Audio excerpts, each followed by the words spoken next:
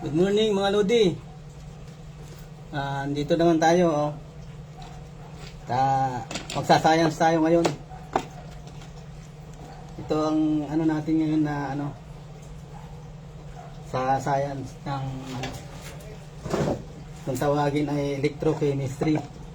Ito may anti-battle tayo rito na 4. Tapos ito yung ginagawa ko ngayon, yung copper wire. Ito. Pinagtatabas ko. Yan kinuha lang natin yung copper niya. Tapos meron tayong aluminum. Ito.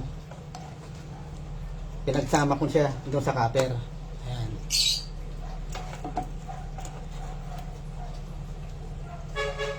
Ito yung sa science ni ni Michael Faraday noong 1832. Na-discover niya na yung chemical reaction. Anti-battle natin. Tapos ito, ayan, malinis yan, walang laman, para makita nyo na kung anong reaction nitong gagawin natin science.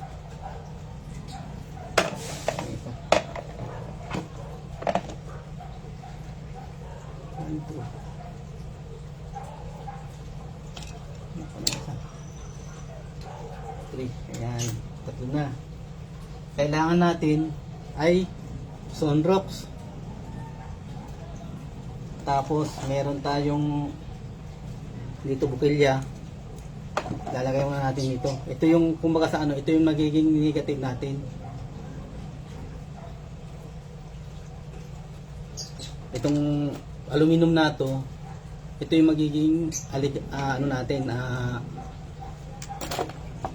negative natin.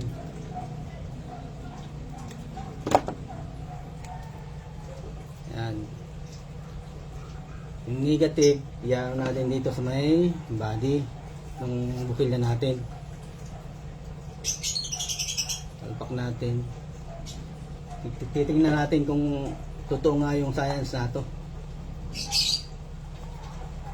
Na-invento ni Michael Faraday. Tapos ito naman yung magiging positive natin. Yung copper. Pinalatan nating wire.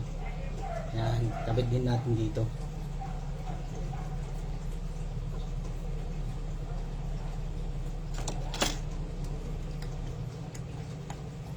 Yan.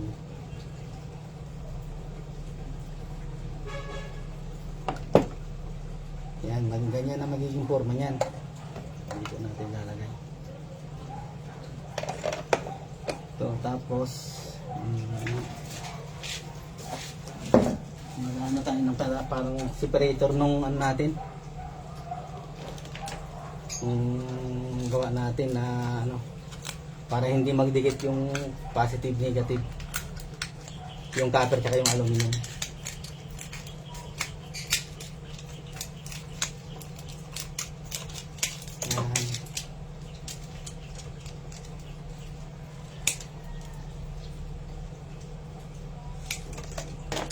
Hinati natin yung plastic na to,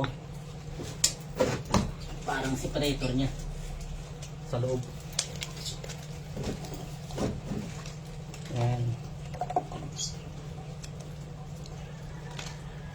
Lagay natin yung ito dito sa empty bottle na ginupit natin. Ayan. Ito rin parang siya, series connection tawagin. Ayan. Pang inaon natin para hindi ito lalagyan natin ang separator para hindi siya dumikit doon sa natin, kasi walang mag-handle. Pantayin natin yung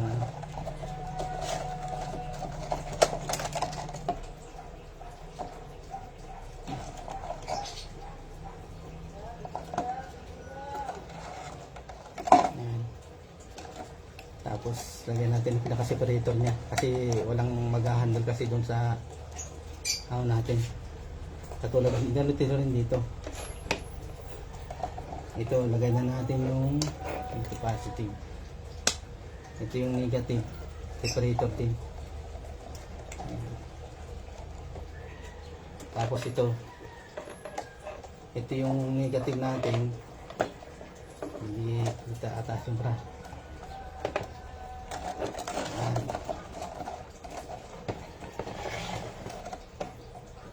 Tingnan natin kung mapapailaw na yung ano.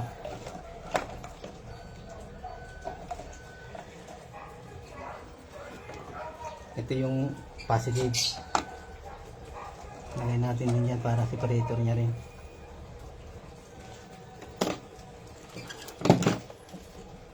Patungan. Yan ha. Kita nyo siguro walang ano, tapos lalagay natin ang bulb na 3 volts. Tingnan natin kung mapapailaw nung sunrocks lang. Ito. Lalagay tayo ng sunrocks. Titingnan natin kung mapapailaw nung yung bulb na nilagay natin. Lalagay tayo. Yan.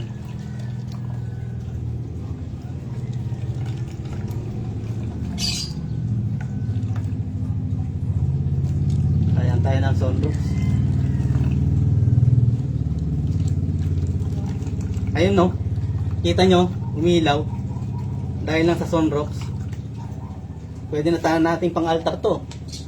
Ayan no. Liwanag oh. Oh. Ayan oh. Oh.